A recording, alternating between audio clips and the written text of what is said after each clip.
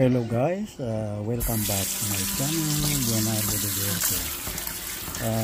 This time I'm gonna share how I cook the garlic ring. So this is like with some bigote, like a mustache, something of the shrimp. So I have to cut down the, what do you call that? Yan. So sabihin na lang natin na yung bigote niya, yung hair sa dulo. I'm really sorry guys. I don't remove the skin, because I tried before the skinless. It's not really, the taste was not really the same with this skin. And this one, some people they remove the what I can say, the inside the part, like a shrimp intestine. The color is like a black. So what to do? I have to use 2 whole garlic, alisan ng balat, at saka hihiwain natin maya-maya pagka natapos na yung tanggal yung mga balat. Ayan po, inihiwa na natin.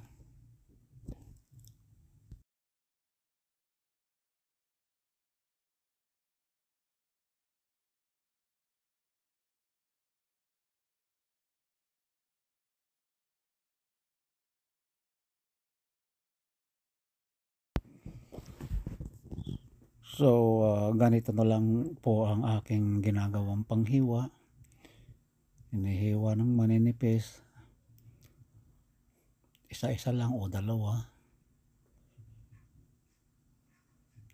Tapos pipinuin pa yan mamaya. Masarap kasi pagka maraming garlic, kasi nga ang tawag dito sa lutong ito ay garlic shrimp stir fry. So kailangan talaga maraming garlic. So pag natapos yan, abangan na lang ang aking pagluluto.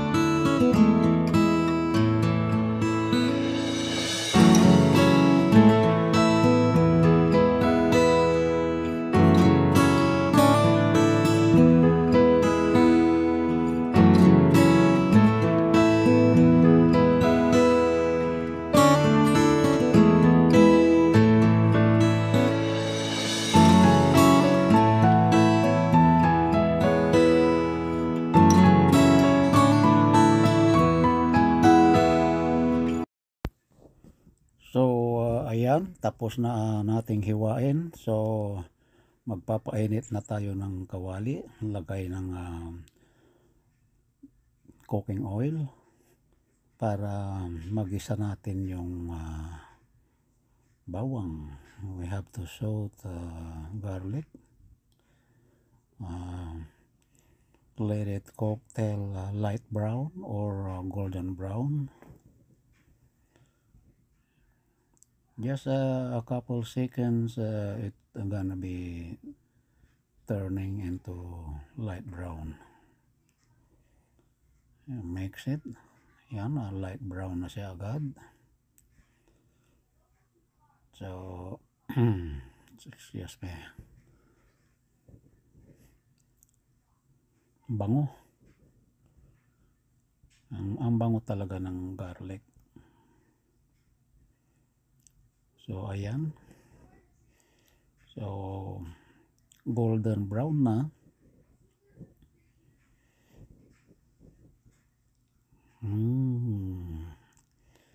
Ito na yung sinasabi ko, amoy hanggang kapit kahayan. So we have to add the hipon,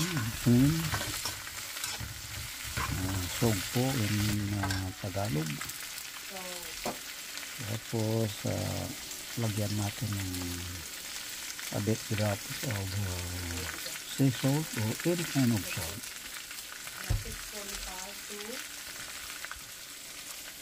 And then half cup of ginger ale. Pwede rin pong 7-Up or Sprite. So ayan ang available. And then a bit drops of ground black pepper. At least 1 teaspoon. And then we're gonna add chili oil. Mild po yan, hindi spicy yan masyado, ano lang, konti lang ang anghang niyan. So 2 kutsara, 2 spoon of chili oil. Mix it. Saglit lang po ito. We don't need to overcook the shrimp, because what happen if overcook the skin, it will stick into the shrimp meat. It's very hard to take it out. So just pour a bit drops of fish sauce, patis in Filipino or Tagalog, kuberan ng mga 30 seconds lang para hindi ma-overcook. Yan, after 30 seconds, so yan na itsura niya. Almost done na.